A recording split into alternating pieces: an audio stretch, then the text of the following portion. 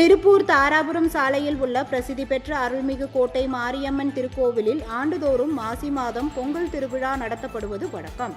அதன்படி இந்த ஆண்டிற்கான பொங்கல் திருவிழா கடந்த வாரம் செவ்வாய்க்கிழமை பூச்சாட்டுதலுடன் தொடங்கியது. இதனைத் தொடர்ந்து நேற்று இரவு கம்பம் நடும் விழா நடைபெற்றது.